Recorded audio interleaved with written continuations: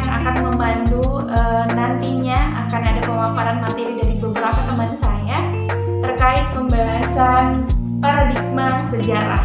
Nah, yang mana paradigma sejarah pembahasannya kali ini pada historiografi kolonial, historiografi nasional, dan historiografi kedaerahan. Nah, untuk itu nanti akan ada rekan saya Atika Aulia, Muhammad Duyan Pranata, dan Muhammad Ade Syaputra beserta Amelia Maharani, dan saya sendiri yang akan menyampaikan sedikit kesimpulan terkait pembahasan hari ini. Nah, teman-teman, manusia, ruang, dan waktu, 3 elemen dasar dalam terbentuknya historiografi yang setiap masanya pasti mengalami perubahan gitu ya, dimana perubahan yang dimaksud bahkan tak jarang merupakan perubahan yang tercipta saat kepenulisan sejarah itu dilakukan. Nah, dimana juga kepenulisan sejarah yang dilakukan itu yang nantinya akan mendatangkan kontroversi di tengah-tengah para aktivis sejarah bahkan masyarakat sendiri. Ini yang kita maksudkan nanti tentang paradigma sejarah di 3 periode sejarah yang tadi sudah saya sebutkan. Nah, maka untuk itu mari kita simak pembahasan ketiga materinya berikut ini. Jika diperhatikan, penulisan sejarah di setiap masa mengalami perkembangan yang luar biasa. Ini dibuktikan dengan historiografi atau kepenulisan sejarah yang terus mengalami perubahan hingga perbaruan dengan berbagai prinsip yang diciptakan oleh pemiliki sejarah ini itu sendiri. Di Indonesia ada salah satu karya masyhur sejarah Indonesia yang disusun pada tahun 1975, yaitu buku Sejarah Nasional Indonesia SNI sebanyak 6 jilid sampai pada tahun 2008. Karya ini merupakan representasi dari sejarah nasional. Selain itu, beberapa kamus besar sejarah Indonesia juga disusun dalam beberapa jilid pada beberapa dekade terakhir. Ini semua merupakan pencapaian historiografi Indonesia yang tidak cukup hanya sekedar diapresiasi. Sebab sebagai seorang pembelajar sejarah, kita perlu memperhatikan bahkan pada beberapa hal layak untuk dikritisi. Banyaknya bentuk historiografi ternyata tidak hanya berlalu begitu saja. Apa yang sedikit terjabarkan ini justru memunculkan paradigma sejarah di tengah-tengah masyarakat. Paradigma seperti apa yang dimaksud dalam hal ini? Apakah perbedaan kondisi dan cara kepenulisan ketiga masa ini yang membuatnya memunculkan paradigma? Lalu, bagaimana publik mengkonsumsi merespon hasil dari ketiga masa pembentukan historiografi ini? Berikut beberapa alasannya. Assalamualaikum warahmatullahi wabarakatuh. Perkenalkan, nama saya Muhammad Duyan Pranata dari Prodi Sejarah Peradaban Islam 2 NIM 0602193061, di mana saya akan menjelaskan tentang sejarah historiografi kolonial. Historiografi kolonial merupakan penulisan sejarah yang berkembang ketika masa kolonial Belanda, dimulai ketika masa VOC sampai dengan masa pemerintahan Hindia Belanda. Para penulisan merupakan orang-orang Belanda. Bahkan banyak dari para penulis tersebut sebenarnya belum pernah menginjakkan kaki ke Indonesia. Dari mana dong mereka dapat sumber-sumber untuk menulis? Jadi para penulis tersebut mendapatkan sumber untuk penulisan sejarah dari arsip negara yang berkebanyakan dari kerajaan Belanda. Nah, jadi gak heran nih kalau hasil penulisan terkesan memihak bangsa Belanda.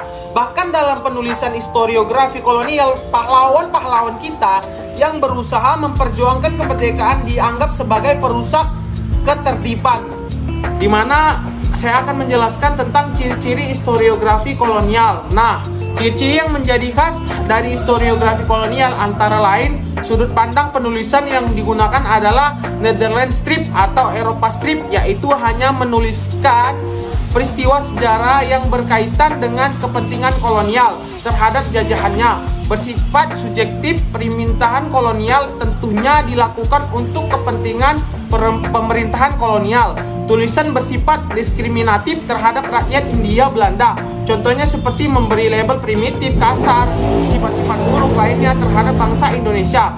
Dalam penyusunan cenderung mengabaikan sumber lokal dan kebanyakan menggunakan sumber dari pihak kolonial. Misalnya sejarah dari orang-orang besar, misalnya Dendles dan Raffles. Nah, ini contoh-contoh dari historiografi kolonial, yaitu Gersie van den Isdesin, Arsipek karya BHM Flix, Gersnedin van Indonesia karya Hadja de Graaf, Historia of Java pada tahun 1817 karya Thomas S. Raffles, Bignout Libun Krisnit van Nederland of India karya F.W. Steffel. Historiografi kolonial di atas selain dirilis di Belanda bisa juga dijumpai di Indonesia, walaupun emang jarang seperti beberapa perpustakaan universitas yang ada di Indonesia. Mungkin sampai di sini saja penjelasan saya. Akan saya lanjutkan kepada teman saya. Di sini saya ingin menjelaskan sedikit tentang historiografi nasional. Historiografi nasional ialah penulisan sejarah dengan bangsa Indonesia sebagai subjek utama. Model historiografi ini mulai marak setelah bangsa Indonesia merdeka pada Agustus tahun 1945. Penulisan bersifat Indonesia sentris dengan tujuan untuk kepentingan menanamkan rasa nasionalisme pada seluruh rakyat Indonesia. Sedangkan ciri dari historiografi nasional antara lain menggunakan perspektif nasionalisme Indonesia. Dari karakteristiknya, penulisan sejarah memiliki tujuan untuk kepentingan bangsa Indonesia. Tulisan sejarah sengaja dibuat berdasarkan perspektif bangsa Indonesia.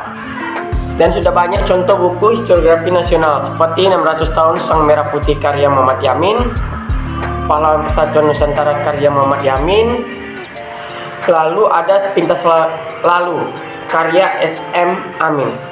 Assalamualaikum warahmatullahi wabarakatuh. Di sini saya akan menjelaskan historiografi kedaerahan. Historiografi kedaerahan adalah karya bersama masyarakat terhadap eksistensinya sebagai identitas dan sekaligus solidaritas. Sementara Agus Mulya dan Darmiasti dalam historiografi di Indonesia menyebutkan bahwa ciri-ciri historiografi kedaerahan yaitu region sintreis atau cenderung mengabaikan unsur fakta, adanya kepercayaan tentang kekuatan sakti, percaya sihir yang dilakukan tokoh-tokoh tertentu, dan religius sentris dan spiritual. Contoh dari historiografi kedaerahan dapat dilihat dari babat dan hikayat. Babat merupakan nama yang digunakan di buku cerita, sejarah, atau komik dalam tradisi penulisan sejarah suku bangsa. Biasanya babat merupakan seseorang perjuangan keraton. Sedangkan hikayat merupakan kesastraan Melayu yang keseluruhan ceritanya didominasi oleh karya-karya yang bernuansa Islam. Sebagian besar hikayat mengisahkan mengenai kehebatan serta kepahlawanan tokoh-tokoh besar. Nah, teman-teman semua, antara historiografi kolonial, historiografi nasional, dan kedaerahan tentu memiliki latar belakangnya masing-masing ketika memunculkan berbagai paradigma di tengah-tengah akademisi maupun masyarakat. Nah, sebagai sebuah ilmu pun kajian sejarah memiliki paradigmanya sendiri atau lebih khas gitu ya, yang nanti mengarahkannya menjadi salah satu subjek gitu ya yang dikaji secara ilmiah. Karena hari ini ilmu sejarah itu sudah sebagai rumpun ilmu. Nah, jika dibandingkan ketiga historiografi ini, setiap periodisasinya mendapati paradigmanya sendiri-sendiri. Dan jika demikian pula, maka pendekatan dalam ilmu sejarah menjadi sangat penting. Nah, ini sebagai catatan kita bersama untuk kemudian menjadi filter dan pisau analisis kritis dalam sebuah historiografi atau pembentukan kepenulisan sejarah gitu ya. Sebab konstruksi maupun rekonstruksi peristiwa sejarah yang dilakukan atau yang dihasilkan oleh sejarawan akan sangat tergantung pada pendekatan yang dipakai dan siapa yang akan menuliskannya secara lebih kredibel dan serius. Makanya kenapa pisau analisis atau dengan analisis apa seorang sejarawan itu membentuk historiografi itu sendiri, itu sangat penting dalam pembahasan kali ini yang akan menjadi kesimpulan dari topik paradigma sejarah antara historiografi kolonial, historiografi nasional, dan kedaerahan. Nah, teman-teman semua, semoga video kali ini bermanfaat untuk kita bersama. Lebih dan kurang saya mewakili teman-teman memohon maaf apabila ada ketidaknyamanan ya, banyak ketidaknyamanan dalam menonton video kali ini. Tetapi semoga pesannya tersampaikan, sedikit ilmunya juga dapat tertuangkan dalam proses kita belajar bersama. Nah, untuk itu